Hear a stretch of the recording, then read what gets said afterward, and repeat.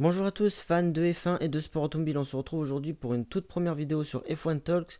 On va revenir sur les essais privés de Bahreïn en détail avec les résumés de chaque journée et un compte rendu complet des temps réalisés. On analysera également le roulage des écuries et la compétitivité des différentes monoplaces. Je vous proposerai même une petite hiérarchie. Et enfin, on fera un petit point technique avec toutes les nouveautés techniques aperçues lors des essais. Donc les essais hivernaux avait lieu à Bahreïn cette année et non pas à Barcelone, c'est assez rare pour être à signaler. La dernière fois, c'était en 2014 au début de l'ère hybride où ils avaient lieu à Jerez puis à Bahreïn. Ces essais se sont déroulés sur 3 jours. Habituellement, ces dernières années, nous avons eu droit à plus de journées d'essais, 2 fois 3 journées, voire même 2 fois 4 journées. Ça s'explique par la nouvelle politique de la F1 concernant la réduction des coûts des écuries. Effectivement, moins de jours d'essai égale moins de dépenses liées au matériel et au personnel dans l'enceinte du circuit. Les écuries ayant moins de jours pour tester leur monoplace doivent donc s'assurer de leur fiabilité.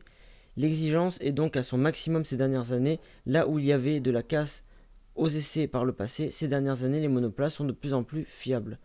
C'était donc en quelque sorte la rentrée des classes, tous les pilotes et leurs écuries se sont retrouvés sur le circuit pour une photo. Vous pouvez voir toutes les monoplaces et la plupart avaient déjà été présentées, à part la Haas dont seule la livrée était apparue et qui a été présentée le jour même lors du début des essais. On a pu voir les pilotes inspecter leurs rivaux, dont Sébastien Vettel et Lewis Hamilton, qui sont plutôt coutumiers du fait, ils ont l'habitude de faire ça. Ils ont joué les inspecteurs en regardant les autres monoplaces. Alors voilà pour, après cette petite photo, la saison a été lancée avec la première journée d'essais hivernaux et les pilotes ont eu la surprise de rouler avec énormément de vent et même une tempête de sable. Celle-ci était même encore plus intense dans l'après-midi. Ça n'a pas empêché les écuries de rouler et même de réaliser des plutôt bons tours. Le pilote qui s'est mis en évidence, ce fut Max Verstappen, auteur du meilleur temps du jour. Derrière lui, une McLaren. Certes, l'écurie n'a pas énormément roulé, mais Lando Norris finit la journée deuxième et Daniel Ricciardo avait été en tête la matinée. Enfin, Esteban Ocon s'est montré également avec le troisième chrono et un très grand nombre de tours pour Alpine. Voyons donc le détail de cette première journée avec ce tableau. Verstappen avec sa Red Bull réalise donc le meilleur temps avec un 1:30.674 en pneu C3. Également le plus de tours avec 139 tours réalisés. Ensuite, nous avons Norris et sa McLaren avec un 1:30.889 également en pneu C3. Puis Ocon et l'Alpine en 1:31.146 en pneu C4. Également un nombre conséquent de tours pour son écurie avec 129 tours comme on l'a dit plus tôt. Ensuite, Stroll et l'Aston Martin en 1:31.782 en pneus proto, donc ce sont des pneus test de Pirelli qui sont l'équivalent des C3. Vous voyez d'ailleurs les différents composants pneumatiques. Et ensuite, vous avez également le reste du classement avec notamment Bottas qui ferme la marche. Surprise effectivement lors de cette première journée d'essai avec Mercedes qui a vécu une journée très compliquée. Bottas n'a réalisé que 6 tours, des tours d'installation. Et ensuite, problème de boîte de vitesse et donc pas de roulage le matin. Pas de chance pour Bottas, le roulage a été également retardé pour Hamilton dans l'après-midi avec seulement 42 tours. Bottas a d'ailleurs critiqué son écurie en déplorant le fait que Mercedes n'ait pas réalisé de shakedown comme toutes les autres écuries, c'est-à-dire un roulage pour vérifier qu'il n'y ait aucun problème sur la voiture, car effectivement il y a eu problème, et avec seulement 3 jours d'essai, c'est handicapant même pour une écurie multiple championne du monde. On a pu voir également que la monoplace semblait difficile à piloter et très instable lors des rares tours qu'elle a pu effectuer. Cela peut s'expliquer par tout simplement un mauvais réglage de la voiture lié au changement de boîte de vitesse et également au vent très présent ce jour-là. Haas a également rencontré quelques petits soucis le matin qui ont cependant été réglés dès le départ de la session de l'après-midi. On passe à la deuxième journée d'essai. Cette journée semblait encore mal partie pour Mercedes avec la sortie de piste le matin de Lewis Hamilton, mais c'était simplement une erreur de pilotage de sa part, même si c'est cependant très rare. L'équipe n'a pas perdu énormément de temps au final. L'impression était également bien meilleure quant à la tenue de route de la Mercedes qui était nettement plus stable. Preuve que Mercedes a remonté le bout de son nez également. Bottas a réalisé le meilleur temps de la journée en fin de séance. Même si l'écart était loin d'être écrasant, on va voir ça justement après. En revanche, nouvelle alerte du côté du motoriste allemand, un nouveau problème de boîte de vitesse, cette fois-ci pour Vettel et Aston Martin qui n'a pu faire que 10 tours le matin et qui aurait bien voulu faire plus de tours pour se faire à sa nouvelle monoplace. C'était à la fois aussi inquiétant pour Mercedes qu'intéressant pour ses rivaux à 2 semaines de la reprise de voir ces difficultés, mais Mercedes serait-il vraiment en difficulté au niveau de la fiabilité? On ne le sait pas vraiment, en tout cas ils ont quand même 2 semaines pour régler ces petits soucis, ce sont peut-être des soucis de démarrage seulement, donc peut-être rien de grave. Cependant, il y avait quand même eu déjà des rumeurs quelques semaines avant les essais de problèmes de boîte de vitesse chez Mercedes, et bizarrement c'est spécifiquement la boîte de vitesse qui a posé souci et qu'il a fallu changer à la fois chez Mercedes et chez Aston Martin pour ces 2 premières journées d'essai. Ça peut être assez gênant, mais on verra que sûrement Mercedes arrivera à régler ce souci pour amener la meilleure fiabilité possible avant le premier Grand Prix à Bahreïn. Cette deuxième journée a été décidément assez animée, avec également un autre problème assez insolite qui a touché Sergio Pérez et Red Bull. Pérez était blotti dans l'aspiration de la Williams de Nicolas Latifi. Il a déboîté pour le dépasser et sa protection moteur, son engine cover, s'est détachée. Il n'y a eu aucun contact, c'est simplement l'aspiration qui a eu cet effet. Red Bull a expliqué que cela était lié à un défaut de fabrication sur cette pièce. C'était très spectaculaire et Pérez a dû se demander ce qui se passait. Il a dû rentrer au stand pour remplacer la protection moteur, mais n'a pas perdu énormément de temps avec cet incident. Espérons que ça ne se reproduise pas d'ici le début de saison. On va revenir également sur les chronos de cette deuxième journée. Dans le top 3, on retrouve Pierre Gasly deuxième avec son AlphaTauri, à seulement un dixième de Bottas et de sa Mercedes, même si la Mercedes devait avoir un peu plus d'essence comme souvent lors des essais de pré-saison ces dernières années. C'est tout de même très prometteur pour cette petite écurie qui ne cesse de progresser et qui pourrait bien jouer les troubles faites dans le milieu de grille cette saison. Derrière lui, malgré les soucis le matin pour Vettel, Stroll montre que l'Aston Martin est là avec le troisième temps. Cette deuxième journée, c'était également l'occasion de retrouver Fernando Alonso de retour en F1 dans son écurie de cœur, maintenant appelée Alpine, et il a très vite retrouvé ses marques avec une journée complète et 128 tours bouclés. Et on a pu revoir son pilotage caractéristique avec beaucoup d'attaques. Alors également, vous avez pu voir le casque d'Alonso pour cette saison.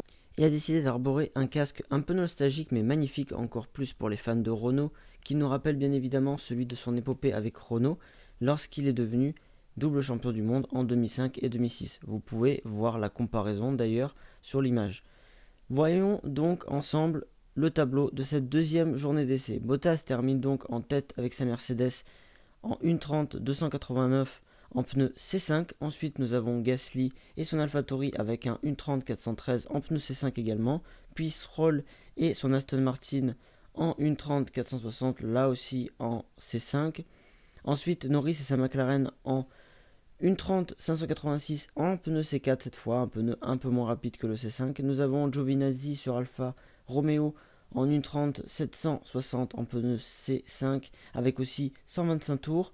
Leclerc sur Ferrari en 1.30.886 en pneu C5. Latifi sur Williams en 1.31.672 en pneu C4, mais surtout 132 tours. Il est celui qui en a réalisé le plus lors de cette deuxième journée. Puis Pérez sur Red Bull 1.31.682. Très bon tour avec les pneus C2 et également 117 tours en plus des 139 de Verstappen pour Red Bull la veille. Ensuite, nous avons Ricciardo qui était en tête le matin.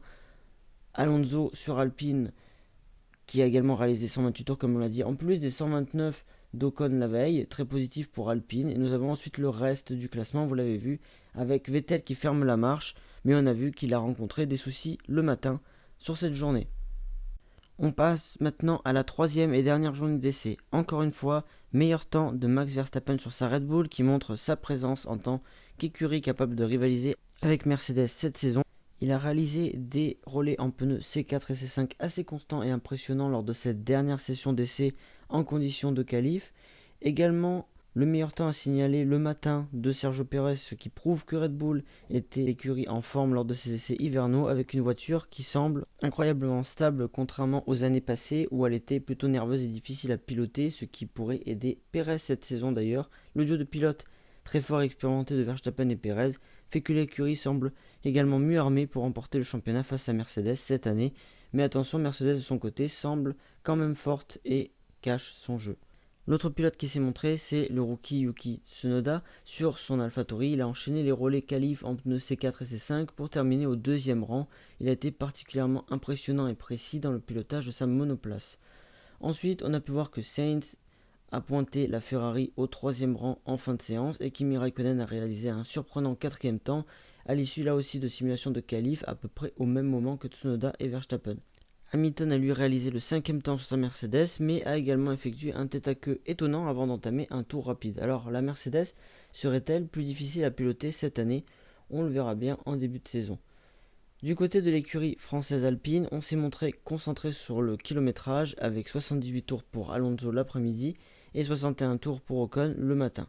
Du côté d'Aston Martin, encore des petits soucis pour Vettel et globalement ils n'ont pas réalisé de simulation de qualif et ont sûrement voulu cacher leur jeu comme Mercedes. À la fin de la séance, on a également eu une scène surprenante avec Kimi Raikkonen et Carlos Sainz qui ont failli tout simplement s'accrocher.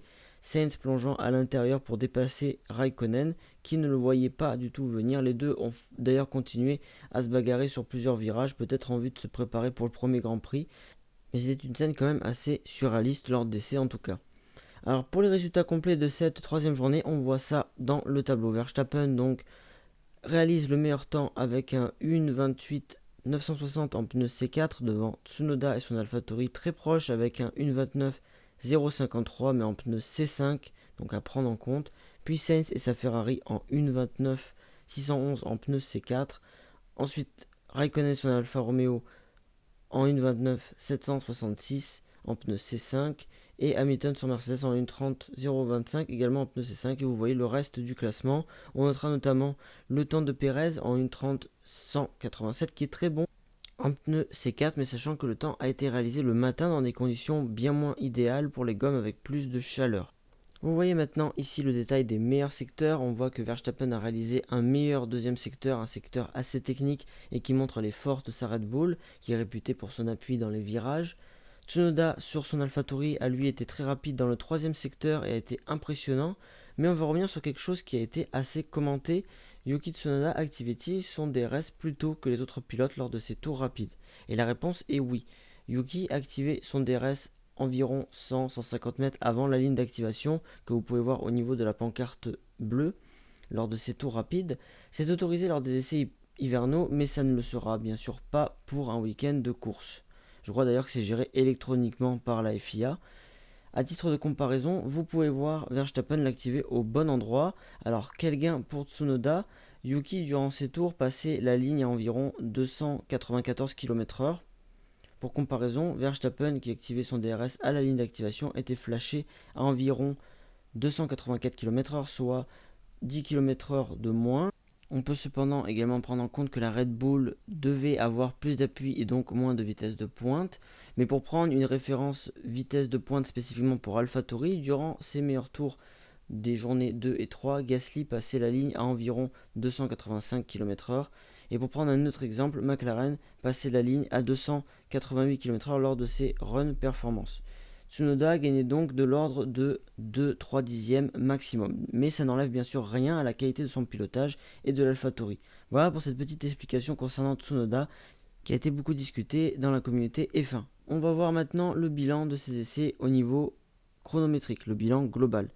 Nous avons donc Verstappen, bien sûr, qui est meilleur temps, devant Tsunoda, Sainz, Raikkonen, Hamilton, Russell, Ricciardo, Perez, Bottas, Alonso et vous voyez le reste du classement.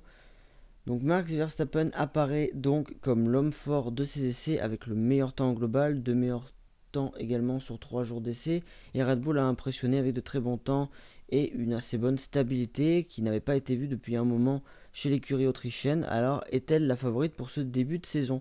On va continuer de décortiquer ces essais pour en tirer d'autres enseignements. On va donc voir ensemble une autre donnée importante, le kilométrage des écuries. À ce petit jeu, 2 écuries arrivent en tête ex aequo, Alfa Romeo et AlphaTauri avec 422 tours réalisés en 3 jours d'essai. Ensuite arrive Ferrari en 3ème position avec 404 tours, puis Alpine avec 396, Haas avec 394, Williams 373, Red Bull 369, McLaren 327, Aston Martin 314 et enfin Mercedes ferme la marche avec 304 tours. Petite anecdote intéressante, c'est la première fois depuis le début de l'ère hybride, c'est-à-dire en 2014, que Mercedes ne termine pas en tête en termes de kilométrage et ils sont même en dernière position cette année. Plus globalement, pour faire un petit bilan, les écuries propulsées par Mercedes sont les moins assidues. McLaren et Aston Martin n'ont pas non plus énormément roulé, c'est Williams qui s'en sort un petit peu mieux. Ils ont également moins roulé, comme on l'a vu plus tôt, en raison de soucis avec des problèmes de boîte de vitesse dès le premier jour pour Mercedes et quelques problèmes à les comprendre également. On a vu également plusieurs soucis pour Aston Martin et un peu après les essais, McLaren a aussi avoué avoir eu quelques soucis lors des 3 jours à Bahreïn. Alors, comme on l'a dit plus tôt, réel souci ou intox pour le motoriste allemand, on le saura avec le début de saison. Au niveau des pilotes, vous voyez le classement. Pierre Gasly a été le plus assidu sur ces 3 jours avec 237 tours, devant Kimi Raikkonen 229 tours, dont 165 lors du seul 3e jour, donc c'est le record pour un pilote sur une journée durant ces tests.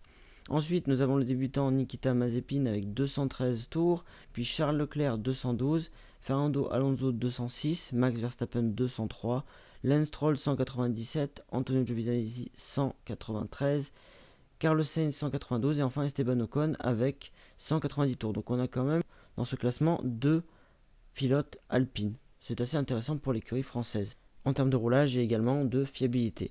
On va passer maintenant aux analyses les plus intéressantes selon moi, les relais réalisés lors de ces essais par les équipes et qui ont été divulgués quelques jours après les essais par la FOM, la Formula One Management.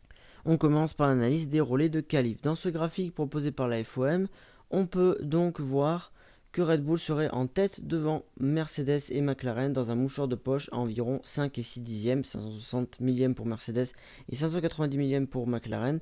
Derrière, on a Aston Martin 4e à 720 millièmes environ, Alpine 5e à environ 8 dixièmes, AlphaTauri 6e à presque 1 seconde, Alfa Romeo 7e à environ 1 seconde 1. Surprise, Ferrari n'aurait pas progressé en rythme qualif, 8e à environ 1 seconde 3. As serait 9e à également 1 seconde 3 et 1 seconde 4. Et enfin, Williams serait 10e et dernière écurie en rythme de qualif à 1 seconde 8 et cumulerait donc un retard important rien que sur As avec presque une demi-seconde en qualif. Passons au rythme de course. Les données confirment ce que nous pensons. Malgré quelques soucis, Mercedes cacherait bien son jeu en étant en tête en termes de rythme de course. Red Bull serait en 2e position à environ 4 dixièmes. Aston Martin et McLaren seraient très proches avec 730 millièmes et 760 millièmes de retard sur Mercedes. Juste derrière, on retrouverait l'écurie française Alpine en 5e position à environ 9 dixièmes de Mercedes. Ensuite, gros écart avec Ferrari en 6e position qui s'en sortirait mieux en course mais qui serait à quand même presque 1 seconde 6 de Mercedes. Pas loin derrière eux, on retrouverait AlphaTauri 7ème avec 1 seconde 7 de retard. Alfa Romeo serait 8ème à 1 seconde 9. Williams en 9ème place serait donc mieux en course à environ 2 secondes de Mercedes. Et enfin As serait très loin en rythme de course à presque 2 secondes 9 de Mercedes et presque 9 dixièmes rien que sur Williams. Si ces résultats sont vrais, comme ils l'étaient l'an dernier puisque la FOM avait fait la même chose avec ses graphiques et avait pu établir une hiérarchie qui s'est révélée assez précise, ça serait très intéressant pour ce début de saison avec Red Bull plus rapide en qualif et Mercedes avec un meilleur rythme en course. Également, nous aurions un milieu de grille très serré qui promet plein de belles batailles comme l'an dernier. Cela montrerait également que Ferrari serait toujours un petit peu à la peine, même si attention ce sont des chiffres, le début de saison nous montrera si ces chiffres avaient raison ou non. Alors après avoir vu tous ces chiffres sur les essais privés, je vais vous proposer ma hiérarchie des écuries pour cette saison 2021. Tout d'abord, je vois Mercedes rester favorite cette saison. Ils ont certes rencontré quelques soucis lors des essais, mais ils ne se sont pas montrés non plus, comme souvent lors des essais hivernaux. D'après les données de la FOM, ils seraient 2e derrière Red Bull en termes de rythme de qualification. Là encore, il est possible qu'ils aient embarqué un peu plus d'essence, même lors des runs qualifications, et qu'Hamilton et Bottas n'étaient pas du tout à fond lors de leur meilleur tour. Également, bien sûr, on a pu voir qu'en termes de rythme de course, ils arrivent en tête. Mercedes est également septuple championne du monde.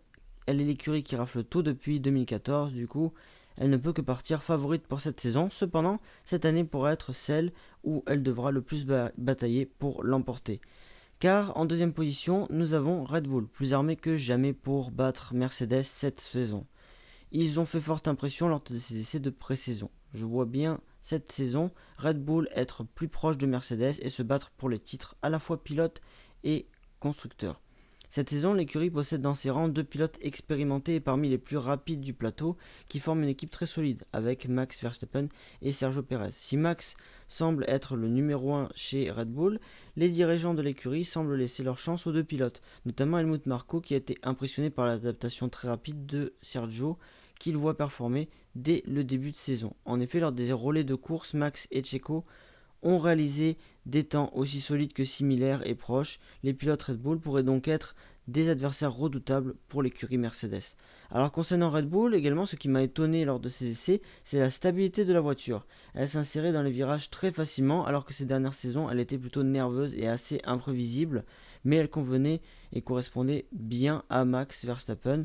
Donc, ce qui explique aussi pourquoi ses anciens coéquipiers Pierre Gasly et Alex Albon ont eu du mal à s'adapter et à performer avec la voiture. Cependant, la voiture était performante, il suffisait de savoir l'exploiter, ce qui n'était cependant pas du tout chose facile. Mais cette année, si la voiture confirme sa stabilité, je vois de grandes performances avec les pilotes talentueux et expérimentés de l'équipe. En troisième place, je vois Aston Martin. Dans la continuité de Racing Point, je vois cette écurie continuer d'être très performante et être toujours en lutte avec McLaren et Alpine. Il faut se rappeler que l'an dernier, Racing Point, surnommé la Mercedes Rose, a fini 4ème du championnat derrière McLaren et devant Renault, mais ils avaient reçu 15 points de pénalité pour avoir copié et surtout acheté les écopes de frein de 2019 de Mercedes. Ils auraient donc été 3ème sans cette pénalité et ont également été vainqueurs du Grand Prix de Sakir avec Sergio Perez. L'arrivée de Sébastien Vettel à la place de Perez, qui connaissait l'écurie par cœur et qui a pu rejoindre Red Bull, est une bonne option tout de même, car elle permet de garder un feeling de pilote expérimenté. Et avec lui, il y a Lance Stroll qui connaît l'écurie et qui progresse chaque année. C'est un duo intéressant qui devrait pouvoir se battre pour des top 5, voire même des podiums. L'équipe a été plutôt en retrait lors des essais, malgré également quelques petits soucis. Ils n'ont pas montré de performance volontairement, je pense. En analysant les données de la FOM, on peut toutefois voir que l'écurie est bien placée à la fois en rythme de simulation de qualif et de course. En quatrième position, je vois McLaren, très très proche de la troisième place, là encore dans la continuité de l'année dernière, toujours en bagarre avec Aston Martin et Alpine. L'arrivée de Daniel Ricciardo en provenance de Renault est un très bon coup pour McLaren. C'est l'arrivée d'un pilote talentueux et expérimenté qui pourrait bien faire des différences dans cette bataille pour la troisième place constructeur. Lando Norris accumule également de l'expérience et est très talentueux. Il peut cette saison encore réaliser de très bons résultats pour McLaren. C'est un duo très complet qui pourra rapporter des top 5 voire des podiums à l'équipe. En cinquième position, je vois en embuscade l'écurie française Alpine. Là encore une nouvelle fois, dans la continuité de la bagarre pour la troisième place constructeur, ça devrait se jouer à très peu de choses. Cette saison, Fernando Alonso est de retour dans son écurie de cœur et s'est préparé pour être à son meilleur niveau. Pendant l'intersaison, il a été victime cependant d'un petit accident de vélo avec une opération de la mâchoire, mais il était bien présent aux essais et empilait les tours, donc ça ne l'a pas vraiment perturbé. Mais effectivement, si nous retrouvons cette saison le Fernando Alonso habituel, c'est un pilote extrêmement talentueux et expérimenté, capable d'exploiter le maximum de sa machine et donc de faire des différences dans cette bataille avec Aston Martin et McLaren. Fernando a cependant, il y a quelques jours, un peu refroidi les fans d'Alpine en indiquant qu'il sera assez difficile pour Alpine de se qualifier en Q3 à Bahreïn. Ça semble un message peu rassurant, mais en réalité, si on regarde bien effectivement sur le papier, Mercedes et Red Bull sont au-dessus, et après derrière c'est la bataille du milieu de peloton avec Aston Martin, McLaren, Alpine, et également AlphaTauri qui peut jouer les troubles faites, également Ferrari dont le niveau est incertain et qui aurait pu cacher son jeu. En tout cas, il faudra exploiter le maximum de la voiture effectivement pour pouvoir avoir les meilleures performances possibles. Esteban Ocon, lui, aura fort à faire face à Alonso, mais il est très talentueux et commence à connaître la voiture. L'an dernier, j'ai lu que beaucoup de gens trouvaient qu'il n'avait pas fait une bonne saison, car il avait été plutôt dominé par Ricciardo. Il faut nuancer tout ça en prenant en compte que ce dernier connaissait déjà l'écurie depuis un an et connaissait donc la monoplace qui était plus adaptée à son style de pilotage, alors qu'Ocon, lui, était pilote de réserve Mercedes et n'avait pas roulé depuis un an. Il a tout de même obtenu un podium et quelques bons résultats. Il a également eu pas mal de soucis techniques durant la saison qui n'étaient pas de sa faute. C'était donc plutôt une bonne saison et cette saison peut être encore meilleure. C'est donc là aussi un bon duo de pilotes avec le talent et l'expérience. Cette saison, Alpine se retrouve sans réel directeur technique attitré après le départ de Cyril Abiteboul. On peut en effet retrouver deux directeurs, le nouveau directeur de la compétition Davide Brivio qui vient de la MotoGP et Marcin Budkowski qui est directeur exécutif, à voir ce que cela va donner durant cette saison. En sixième position, on retrouverait selon moi AlphaTauri. Cette saison, l'écurie peut créer la surprise et jouer parfois avec les écuries qui se battent pour la troisième place constructeur, avec Pierre Gasly qui arrive à exploiter depuis plusieurs saisons pleinement le potentiel de sa monoplace et accumule beaucoup d'expérience, et Yuki Tsunoda qui est un jeune pilote talentueux. AlphaTauri tient un duo de pilotes très intéressant. Je pense également que les deux pilotes devraient réaliser de très belles performances cette saison en course et aussi en qualif où ils pourraient se placer souvent en Q3 car les deux sont très rapides. Ensuite, en 7ème position, je vois Ferrari. Effectivement, après la saison dernière et les données de cette année, je ne vois pas Ferrari énormément progresser malheureusement, mais il pourrait selon moi s'en sortir mieux que l'année dernière tout de même, et se rapprocher des teams qui se battent pour la troisième place constructeur. Charles Leclerc, je pense, sera capable de bons résultats dans la saison, car il est ce genre de pilote qui arrive à exploiter au maximum sa monoplace, même si elle est moyenne, et Carlos Sainz, qui arrive de McLaren, doit quand même pas mal apprendre sur la monoplace, mais il a l'expérience, et s'il a réussi à montrer de belles choses chez McLaren, il pourra l'en montrer également chez Ferrari. En 8ème position, Alfa Romeo qui devrait rester à la même position que l'an dernier, peut-être un petit peu mieux. Kimi Raikkonen et Antonio Giovinazzi assurent une continuité à l'équipe qui pourrait sur quelques courses profiter de quelques opportunités pour obtenir des points. Ensuite, en 9ème position, je vois Williams passer devant Haas et peut-être même se rapprocher d'Alfa Romeo. George Russell, à l'an dernier, était cherché plusieurs Q2. Je pense qu'il réalisera la même chose cette année, surtout si la Williams s'est améliorée, ce que je pense être le cas.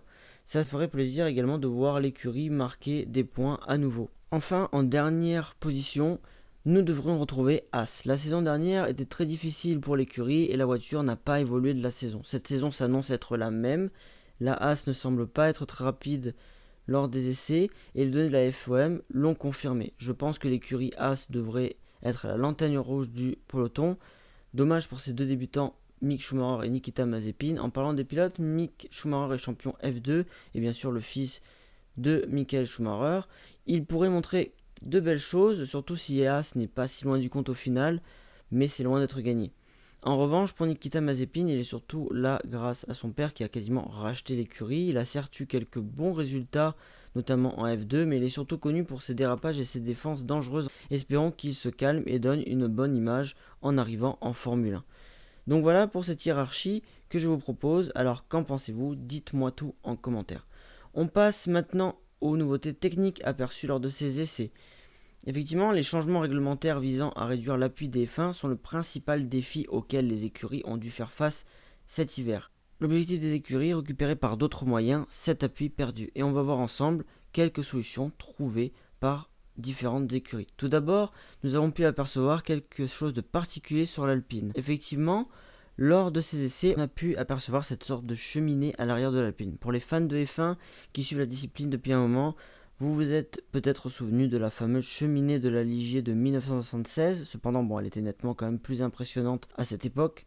Pour en revenir à cette solution adoptée par Alpine, je pense qu'il s'agit du système le plus adapté trouvé par l'écurie pour diffuser l'air vers l'arrière de la monoplace et vers le moteur en tenant compte de l'installation du moteur. L'équipe a voulu optimiser et avait sûrement dû remarquer ça l'an dernier et voulait que l'air puisse être dirigé de manière plus efficace vers l'arrière de la voiture, et c'était sûrement la cause de quelques soucis techniques, notamment au niveau moteur. L'arrière a donc été retravaillé et élargi. En regardant de plus près, on peut voir les entrées d'air qui sont visibles.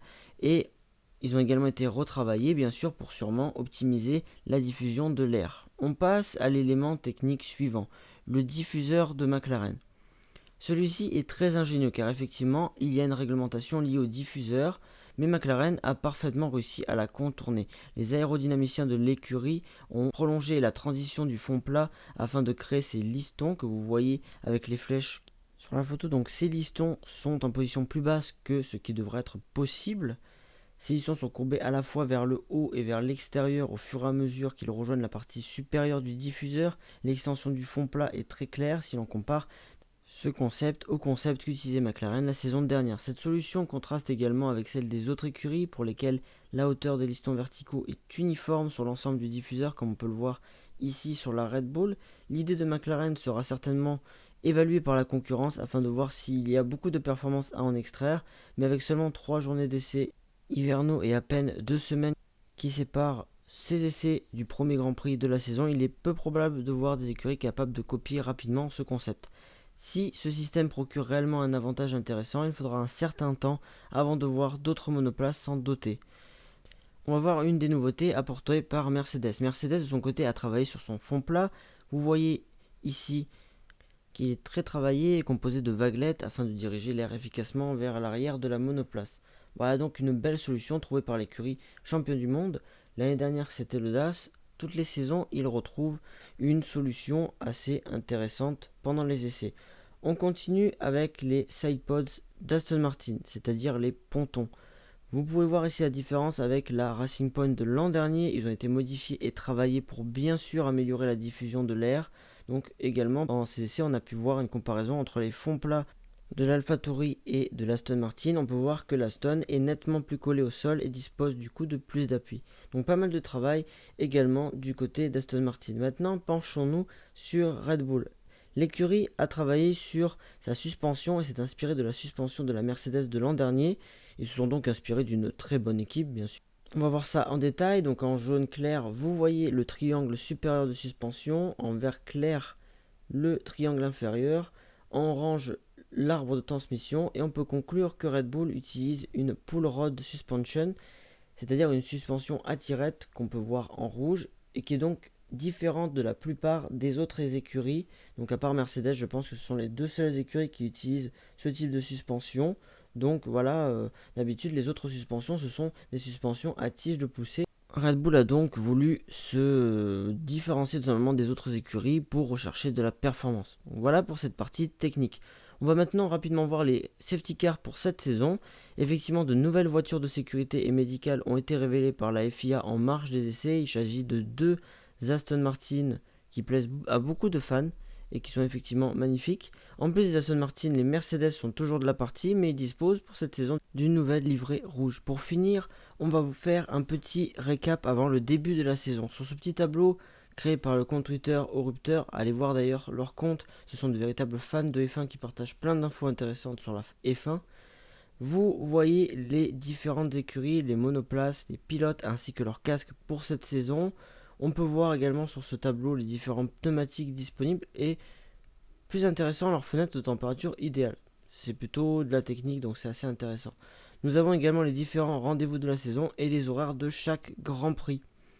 Enfin, vous avez ici le programme complet pour ce week-end avec une bonne nouvelle.